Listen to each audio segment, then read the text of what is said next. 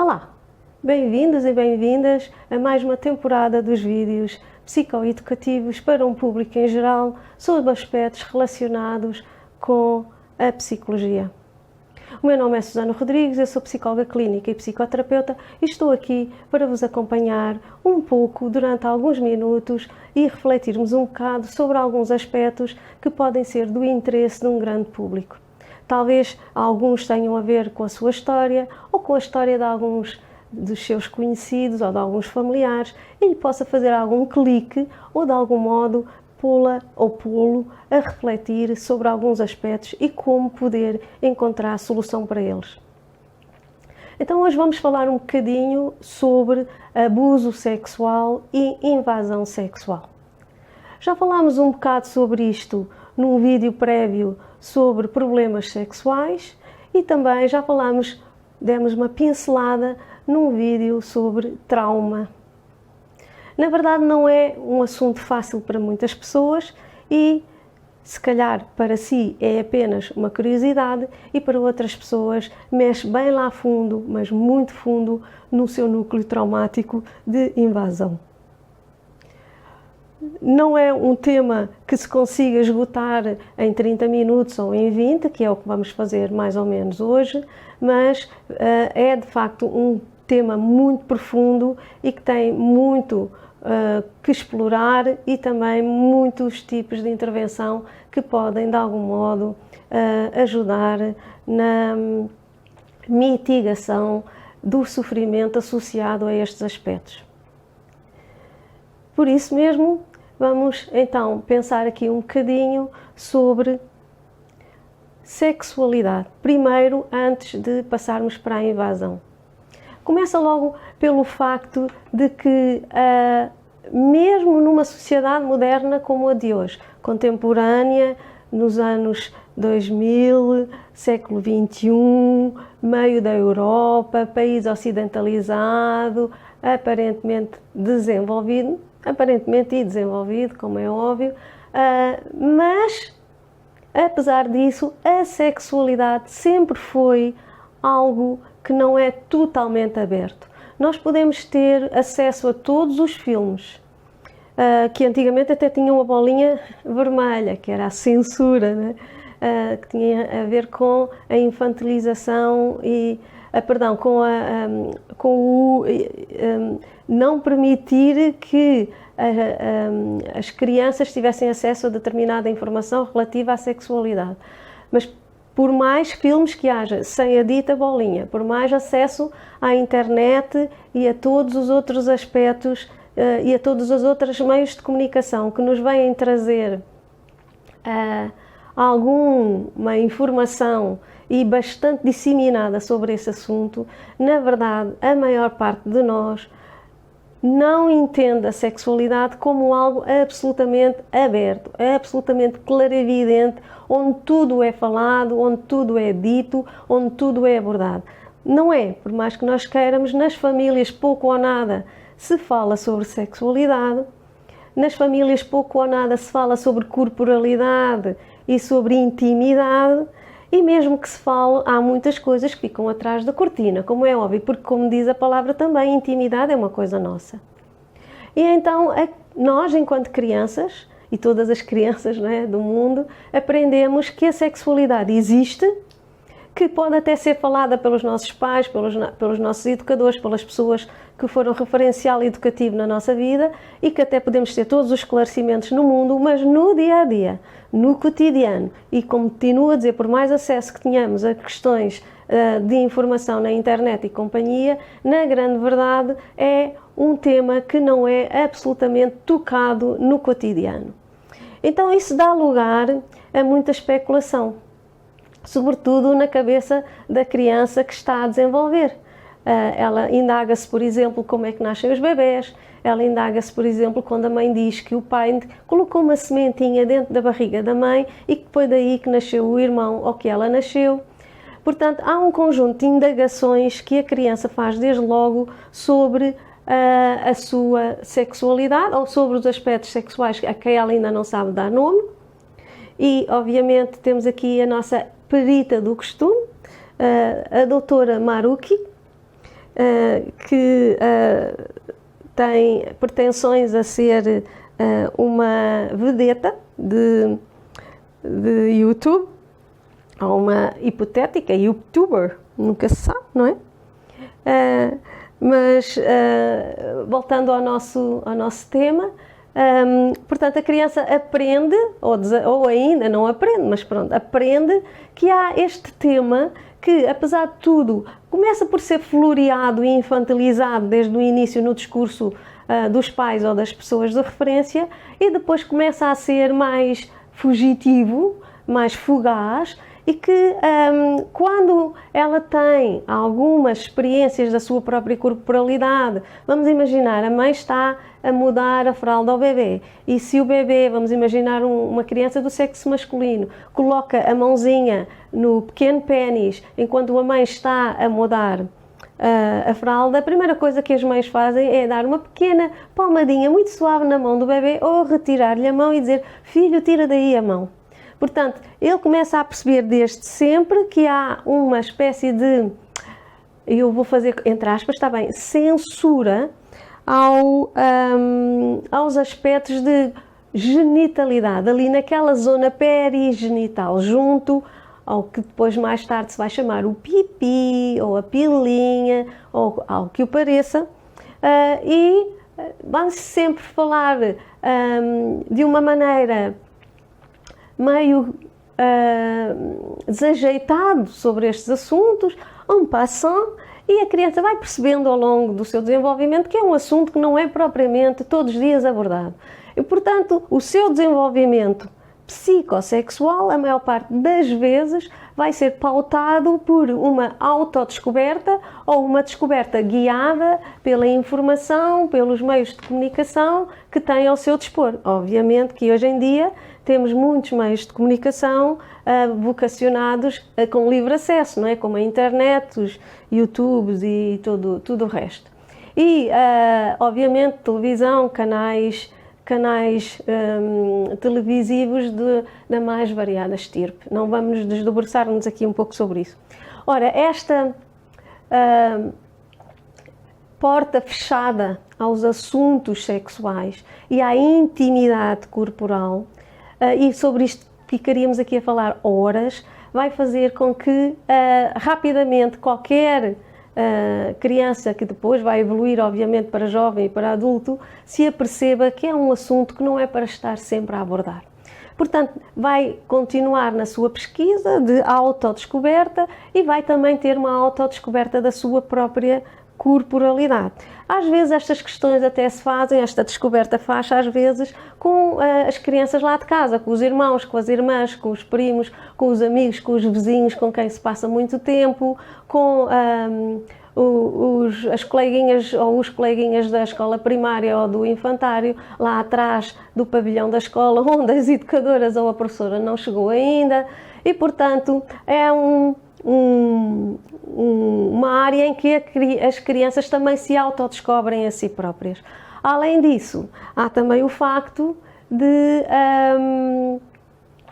muitas vezes o que as crianças veem nos meios de comunicação, mesmo às escondidas dos pais, é de facto muito estranho para eles, e eles tentam reproduzir depois com um coleguinha, com o irmão, com a irmã, etc, etc, etc, mas não percebem a malícia, ou não percebem que o ato de autodescoberta pode ser lido ou interpretado pelo irmão, pela irmã, pelo primo, pela amiguinha, pela colega de escola, como algo diferente. E é aí que agora vamos começar a falar um bocadinho então sobre intrusão e sobre experiências de violação da nossa integridade sexual ou genital. Muitas vezes em consultório aparecem-nos pessoas que trazem como história traumática questões deste estilo. Às vezes não são verdadeiras violações no sentido da acessão geral da palavra. Claro que também as há, obviamente, mas muitas vezes o que acontece é aparecer um conjunto de experiências mais ou menos veladas, à qual a própria pessoa não tem um acesso de memória amnésico, não é? Totalmente claro, ou seja, não há um acesso aos contornos total do que aconteceu, mas a pessoa, ou em adulto, ou em jovem adulto, ou até em adolescente, sente que há qualquer coisa a que foi sujeito durante o seu desenvolvimento e que foi sentido como traumático para ela. Eu ia pôr este gesto e de repente, não sei se perceberam, eu abstive-me de o fazer. É porque de facto não é apenas uma coisa que não é traumática e eu estou a pôr as aspas, não. É sentido na mesma como traumático, sendo que tem muito a ver com o que não é entendível, com os contornos que não são totalmente acessíveis à maior parte da memória da pessoa e que se mistura com um conjunto de, eu vou dizer esta palavra e eu espero que a entendam, de confabulações ou de fabulações que estão na periferia entre a realidade e uma espécie de fantasia sobre o que aconteceu. Isto porquê? Uma fantasia ou confabulação, neste caso, não quer dizer eu inventei coisas, ou estamos a inventar coisas, ou o jovem inventou coisas. Não. Esta confabulação que eu falo, esta fantasia, tem um bocado a ver com a obscuridão, com o não acesso aos contornos totais do que aconteceu na situação por parte da nossa memória, que nos leva a depreender e a construir de uma maneira que não é consciente o resto dos contornos aos quais não temos acesso. Muitas vezes as pessoas dizem: Susana, eu tenho quase a certeza que tive uma experiência desta na minha infância. Eu não consigo perceber bem, não tenho uma memória total, mas tenho a ideia que teve a ver com um miúdo que era nosso vizinho, íamos para casa uns dos outros. Tenho a ideia de que poderá hipoteticamente ter sido o meu professor de ginástica ou de balé. Tenho a ideia, estou a inventar, isto não é tudo na mesma pessoa, não é? Tenho a ideia, há uma aura ofuscada, uma espécie de memória enovoada que eu tenho sobre ter acontecido qualquer coisa com a minha priminha ou com um amigo do meu pai que um dia foi lá à casa ajudar-nos a jardinar ou a fazer qualquer coisa que eu não tenho bem a certeza. Ora bem, nestas condições, como há uma ideia enovoada, não é? Não é precisa acerca do que aconteceu, é muito fácil que o ser humano, como eu disse ainda há bocado, vá resgatar outros pecados de histórias ou de hipotética fantasia ou uma reconstituição que ela faz na cabeça, e há uma dificuldade em perceber o que foi realidade e o que não foi realidade. Às vezes as pessoas dizem: eu não sei bem se eu sonhei isto ou se foi um facto, não é? E, portanto, estas situações às vezes levam a que a pessoa tenha alguns problemas relacionados com a sua sexualidade, com a sua intimidade, porque está fixado, porque não conseguiu ainda sair de um determinado ponto de desenvolvimento arcaico, ou seja, ancestral, da sua infância, da sua adolescência, etc., e que não lhe deixa viver a sexualidade atual ou presente de maneira saudável. Ou porque foi criado numa instituição onde havia muita repressão, onde o pai ou a mãe eram muito duros nesta área, onde houve experiências, habitualmente, às vezes até há experiências dentro do seio da própria família. E aqui é que nós podemos começar a refletir sobre outro aspecto destas questões da invasão e da intrusão sexual.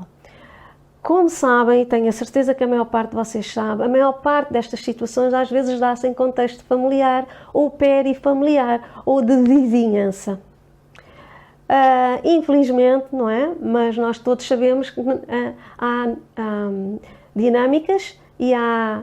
configurações familiares e configurações e dinâmicas familiares. Ou seja, não são todos iguais à nossa experiência, não são todos iguais, não há tudo, nem todas as famílias há harmonia psicológica, desenvolvimentista, blá blá blá, infelizmente. E portanto todos nós sabemos que há famílias onde impera a disfuncionalidade e onde impera até, raia-se muitas vezes a psicopatologia, portanto a doença,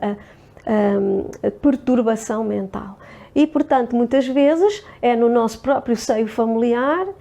e disso nós não somos culpados, não é? Em que há o próprio invasor, a própria pessoa, ou a invasora, a própria pessoa que nos maltratou na nossa sexualidade, ou na nossa genitalidade, ou até na nossa intimidade. Por exemplo, eu lembro-me de um paciente, ou uma paciente em tempos me ter falado, que tinha uma pessoa próxima da família que era do sexo feminino e que provavelmente não o fazia por mal, mas tinha um impulso cada vez que estava lá em casa com as crianças, gostava muito de lhes, por exemplo, puxar assim, eu não posso puxar por causa do microfone, lhes puxar a camisola, espreitava para dentro e dizia assim, cucu, estou a ver as tuas maminhas.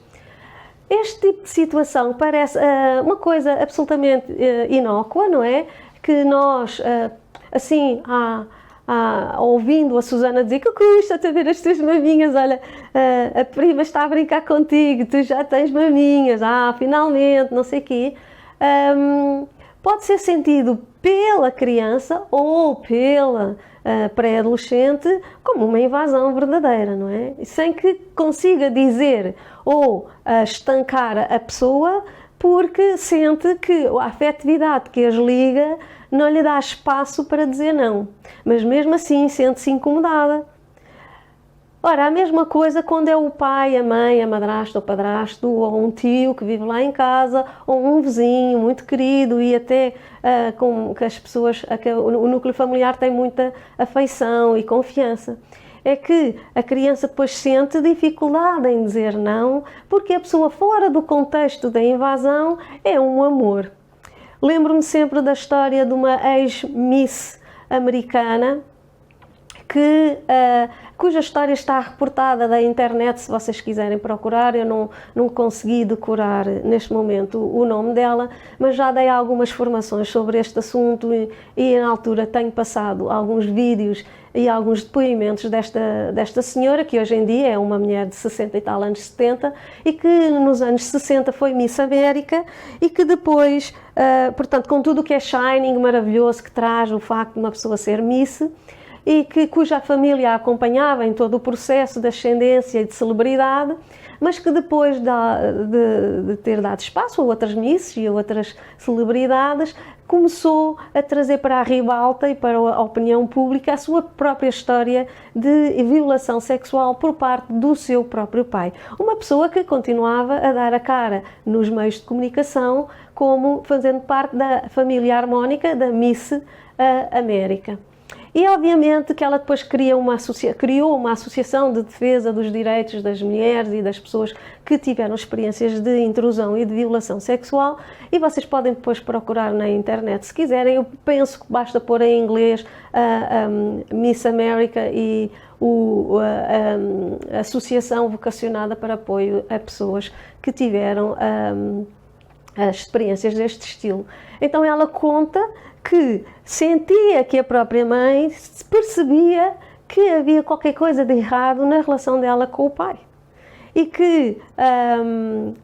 uma das vezes, esta história é um bocado arrepiante e eu, cada vez que a conto, arrepio-me também. Ela conta uma história em que ela estava no primeiro andar, o pai tinha ido pescar para ir para o quarto dele e, portanto, na situação H, que a mãe subiu a escada, ela sentiu os passos da mãe na escada e pensou, no alto dos seus 5 anos de idade, é desta vez que a minha mãe me vem salvar. E quando a mãe chega ao patamar junto da porta e ela sentiu os passos e a presença da mãe junto da porta do quarto do pai, ela ouve de repente a mãe voltar para trás de novo com os passos pelas escadas abaixo. Portanto, mais uma vez, ela não foi salva, não é, pela pessoa da família que tinha acesso ao que estava a acontecer, mas que em nome de uma determinada harmonia ou de algo que o valha, silenciava a sua posição, não tomou nunca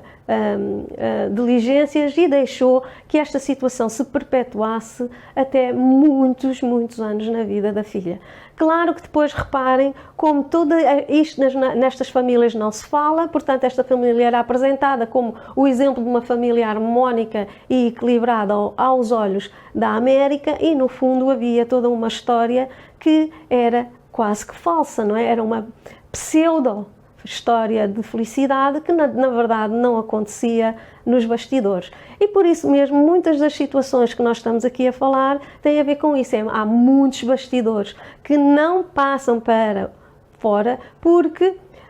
às vezes há coação da parte da pessoa que é intrusa ou que é violador, que mantém-se constantemente ao longo de muitos anos, muito tempo, a coagir e a dizer à criança ou ao jovem: se tu denuncias, eu vou dizer que foste tu que quiseste, eu vou dizer que a culpa é tua e eu vou matar-te, ou ainda faço e aconteço, não é? E mesmo que o intrusor ou a pessoa que violenta não diga: eu vou te culpabilizar e vou dizer que a culpa foste tua, na verdade acontece que muitas crianças e muitos jovens desenvolvem logo a prioristicamente esta ideia, esta crença, esta interpretação da realidade na sua cabeça.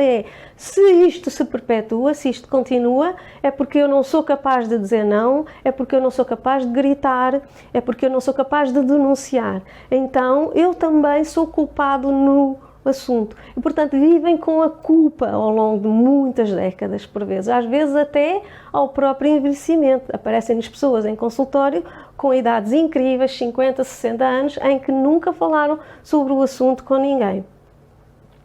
E continuam a ter um núcleo de culpabilidade inserido na situação. Ora, isto é corrosivo, não é? Todos os núcleos de culpabilidade, a ideia de que eu sou responsável por um trauma da minha vida é absolutamente corrosivo na minha vida e, de algum modo, sempre vai trazer moça na minha vida íntima e sexual. Não é? Por muito amoroso que eu tenha um parceiro ou uma parceira, por muito bom, ternurento e maravilhoso que ele seja, às vezes nós não conseguimos doar-nos, não conseguimos uma total entrega nestas áreas porque temos por resolver ainda as questões do nosso desenvolvimento que estão coartadas, fechadas à chave, não é? Nos bastidores, onde ninguém pode pôr os olhos, os ouvidos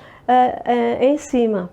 E, portanto, toda esta situação leva a uma solidão, não é? Extrema, a uma angústia permanente que a pessoa carrega consigo anos e anos, sabe-se lá até quando. Outras vezes o nosso corpo não aguenta.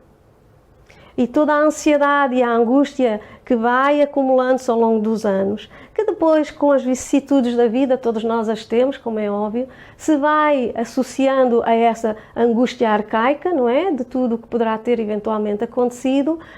ou não acontecido, mas que eu tenho aquela névoa, não é? Não tenho acesso, tenho uma memória omnibulada acerca do que foi, mas que eu tenho como real, apesar de tudo, ou mesmo que eu tenha dúvidas, sinto que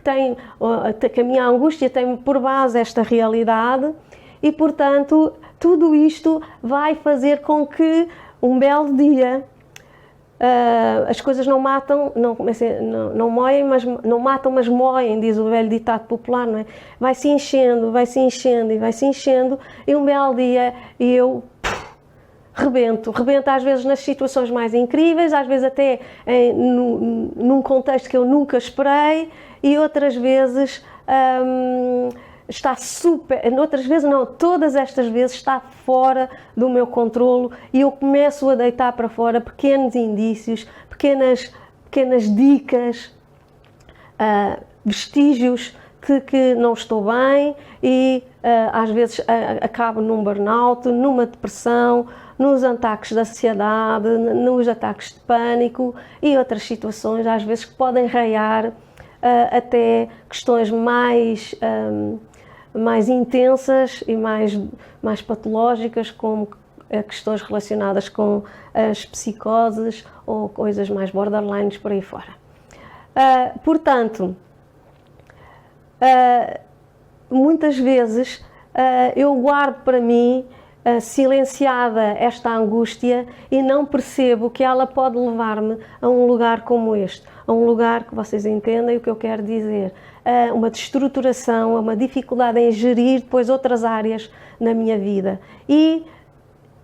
como nunca falei sobre o assunto, como não dou aos outros nenhuma dica, nenhuma pista porque é que estou assim, as pessoas também depois têm dificuldade nas relações interpessoais comigo, não entendem a minha angústia, eu também não sou capaz de explicar, às vezes nem quero, não é? E, portanto, vai dar-se também um conjunto de deterioração das relações interpessoais que não me vai deixar, de facto, ser feliz. Mais ainda, imaginemos que eu sou mulher, que vou me desenvolver pela minha vida adulta, imaginemos que vou ter filhos e imaginemos até que depois eu vou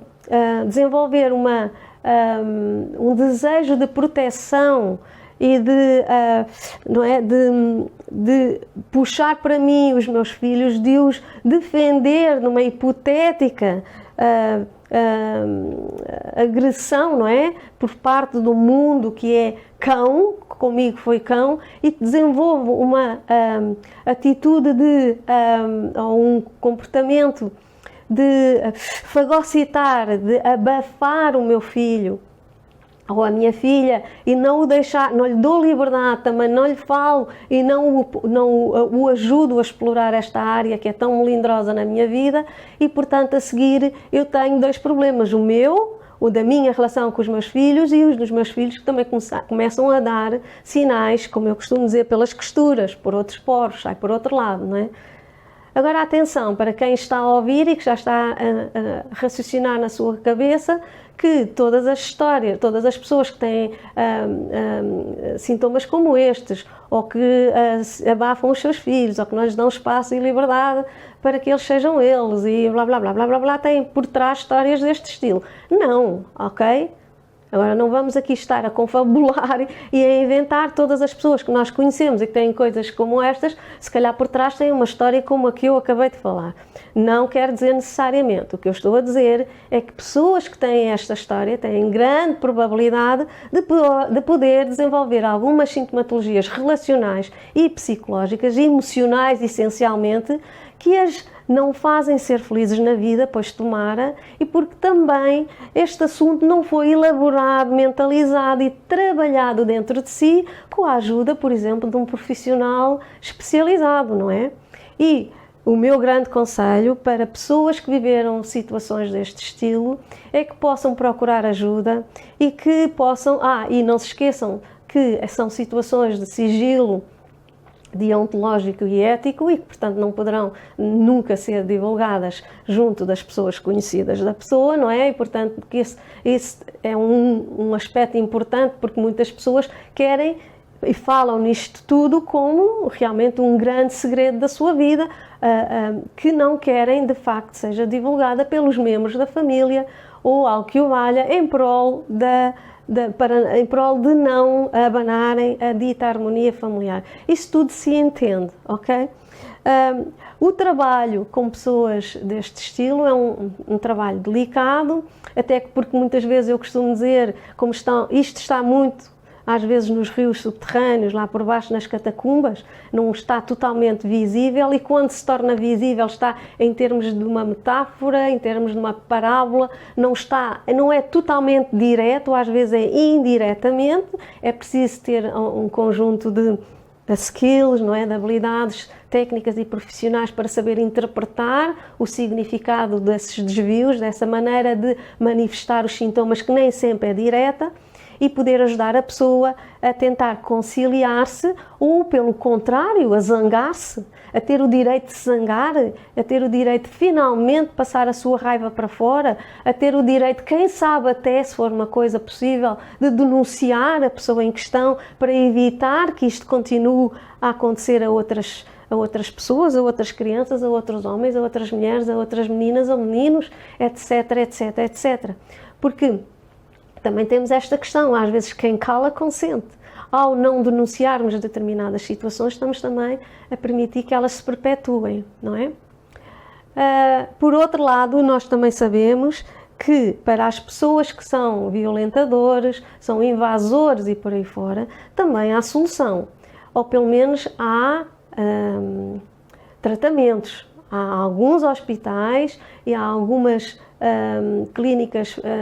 especializadas em tratamentos de situações deste estilo. Portanto, às vezes também está fora do impulso, fora do controle da pessoa e, portanto, também sabe que pode pedir ajuda. O meu conselho sempre para as pessoas é isto: se puder, e estamos nos anos 2000, estamos no século XXI, se puder encontrar ajuda, se puder conseguir, ou se conseguir finalmente encontrar a coragem de poder falar sobre o que se passou consigo ou o que se está a passar, saiba que é possível mitigar os seus sintomas e procurar soluções para o seu sofrimento. Obrigada por ter estado aí e até um próximo vídeo. Até sempre!